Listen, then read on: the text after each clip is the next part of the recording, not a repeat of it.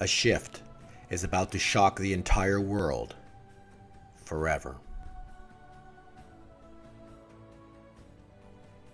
But if a watchman sees a sword coming and does not blow the trumpet, and the people are not warned, and a sword comes and takes a person from them, he is taken away in his iniquity, but his blood I will require from the watchman's hand.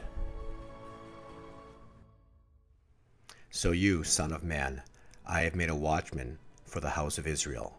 Whenever you hear a word from my mouth, you shall give them warning from me.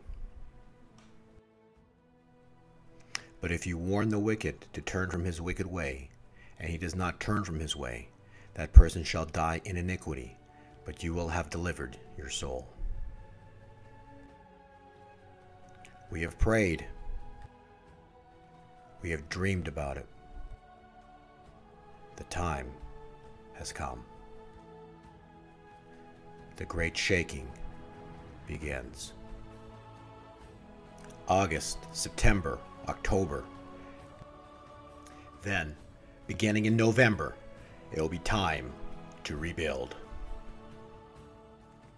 Rebuild a new economy backed by God's money, gold.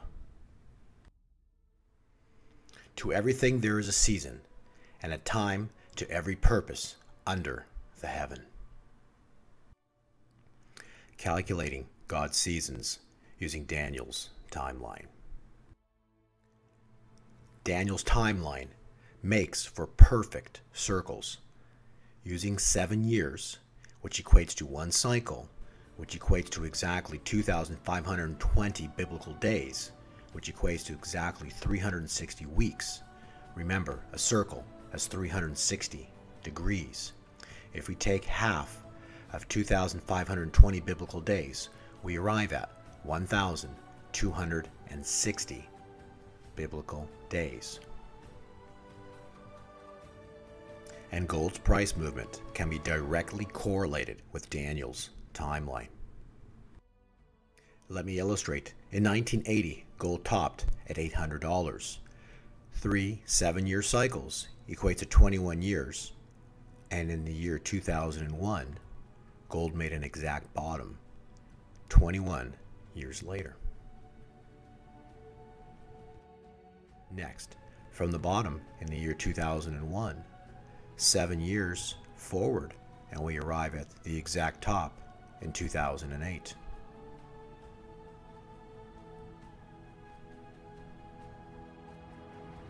Next, from March 17th of 2008, we add 1,260 plus 7 days, and we arrive at exactly September 5th of 2011, and the top at $1,923 for gold.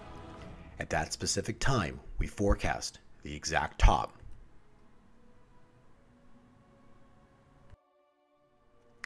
Applying the same exact cycle now to silver, from the top on November 7th of 2007, we add 1,260 plus 7 days, and we arrive at the exact top of $49 on April 28th of 2011.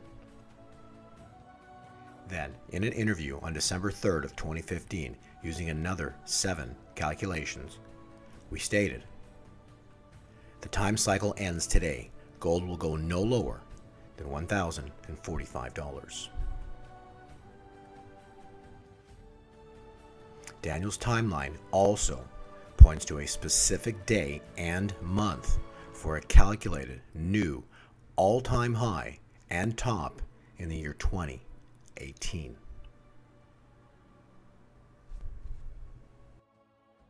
Let's take some time to talk about astrological signs for the year 2017. There are 2 coming up, one on August 21st, the second September 23rd. On August 21st, there will be a U.S. solar eclipse that traverses the entire nation. It's going to start on the West Coast. The zone of totality will arrive on the West Coast at 17 116 hours, 16 minutes, all right? 1700 hours, 16 minutes. So 1716 UT time, that's universal time. This will overlap the Cascadia subduction zone. And what's interesting about this, two things. First of all, that it starts by crossing an earthquake zone. And Jerusalem, at that moment, is +2 UT time. So 1716 plus 2 is 1916, or 7:16 p.m. Why is that important? Because that just so happens to be the exact minute of sunset. So the sun goes dark in America and the sun goes dark in Jerusalem at the same time. They're not even at the same location, obviously. But that's pretty poetic, if not prophetic. And it is fascinating to note that the path the eclipse takes will be directly over 5 earthquake hazard zones. The last total solar eclipse that crossed the United States was June 8th of 1918. Let's compare the 1918 path to the year 2017. You'll notice they're nearly identical. Did anything occur in 1918? The influenza pandemic of 1918 killed more people than World War I at somewhere between 20 and 40 million people. Next, let's talk about September 23rd and Revelation 12. If you've never seen it, go to YouTube and just type in September 23rd, 2017, Revelation 12 sign. And there'll be a bunch of videos show up, but one of them will deal with this. They probably all will. Some are just longer than others.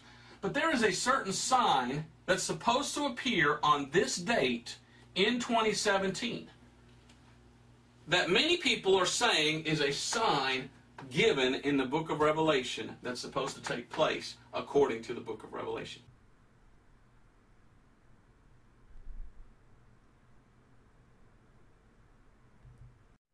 Is our world about to experience a major earthquake, pandemic, a market crash, all of the above?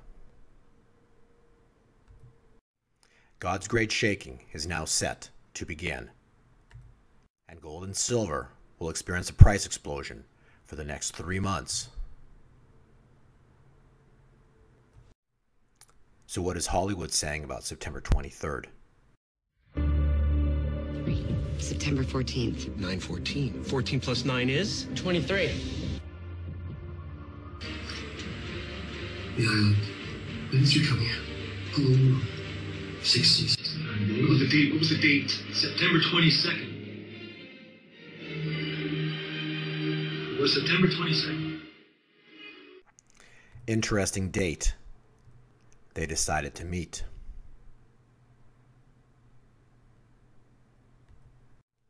Know that great deceptions exist in all religions. Holy Father, please forgive me. Holy Father.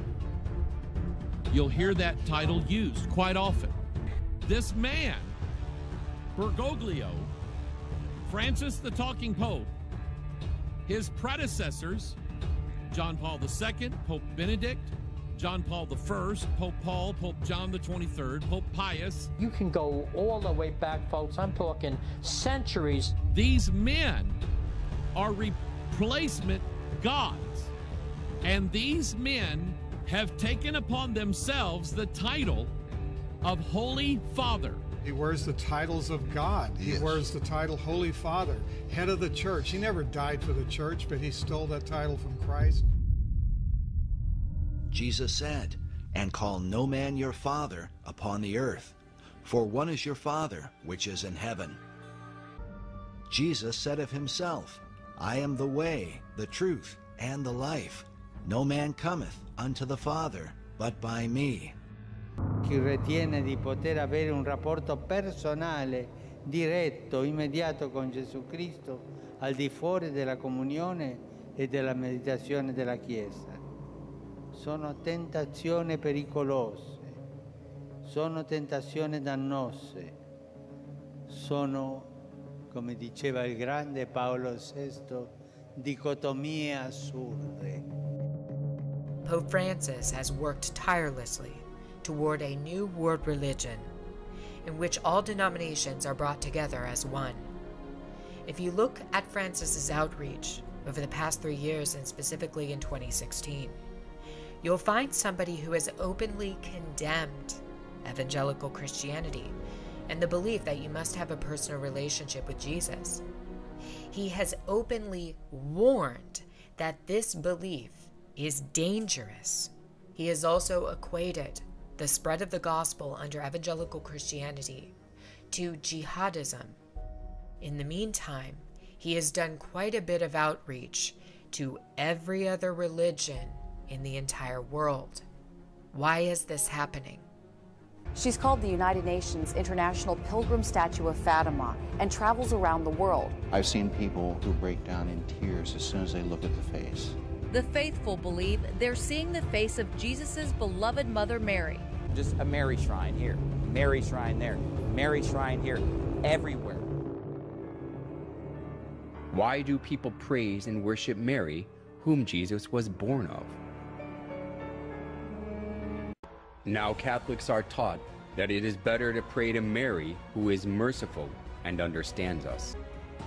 The plausible logic that Jesus cannot refuse Mary's request because she is his mother is shown well even through the image of Mary and baby Jesus.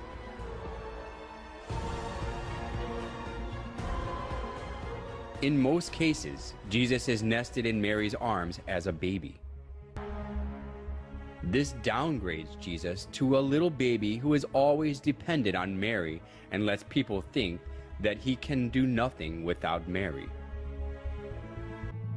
Mary worship of the Catholic Church reminds us of the mother-child worship of ancient Babylon.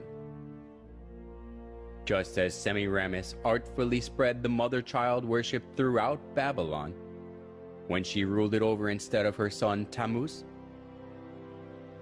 the Catholic Church now makes people worship Mary, not God, by accepting the mother-child worship from Babylon. Shortly after the Council of Ephesus, which was in 431, when they declared her to be the Theotokos, the God-bearer, Mother of God. And then everything changes, and she starts to appear enthroned with a child on her lap, with angels and saints around her. That is when she becomes important. By the Middle Ages and Renaissance, paintings of Mary could be read for symbols of her holiness. Her outer mantle is blue, and underneath she usually, not always, has red robes. She wears a dark blue coat, and she stands on the half moon. She is the mother of all gods. So, the ancient religion of Babylon, they all have one thing in common: the sacred feminine. The sacred feminine. The sacred feminine.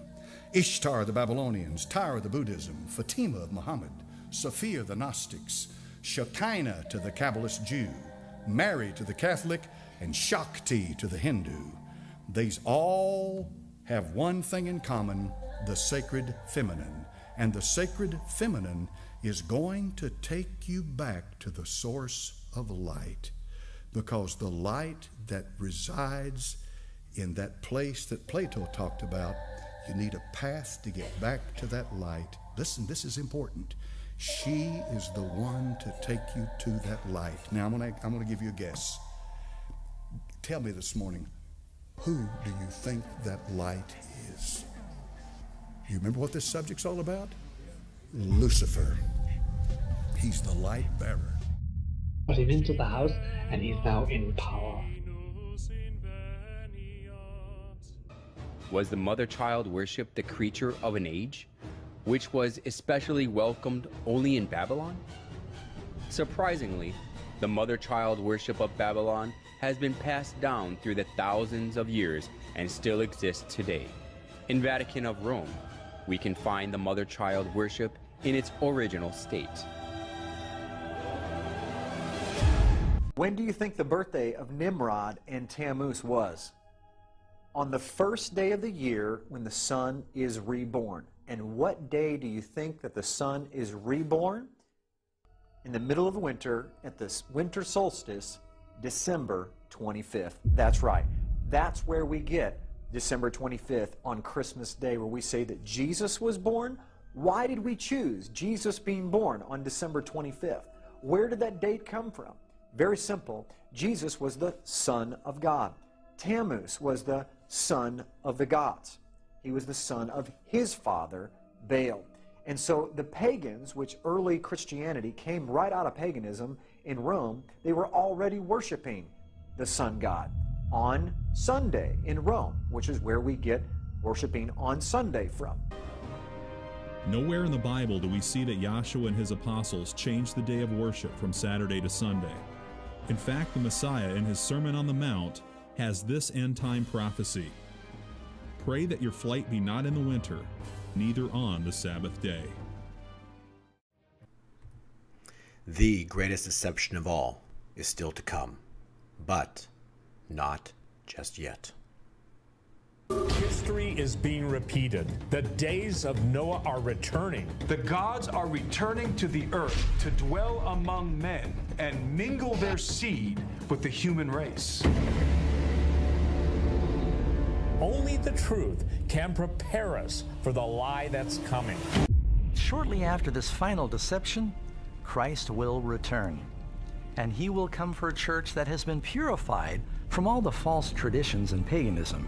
What about the fascinating work of Cliff High and his webbot? How do you typically explain the webbot and its mechanisms to people who might not be too familiar? From the woo-woo side, basically what I say is that all humans are psychic.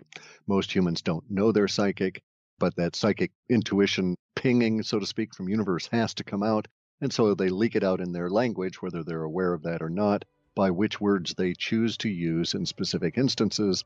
And I wrote software that goes on out and scoops all those up and tries to make sense of it all. What if psychic intuition is God speaking through his prophets? Surely the Lord does nothing unless he reveals a secret counsel to his servants, the prophets. Remember, God's money is the anti-dollar. And Bitcoin too. If the important November 2017 or 2018 cycle dates are of interest to you, consider our Bitcoin index or our gold index. See link at the bottom informational section for this video. In this world, you either serve Christ or Lucifer, and both are coming. Jesus said of himself, I am the way, the truth, and the life. No man cometh unto the Father but by me.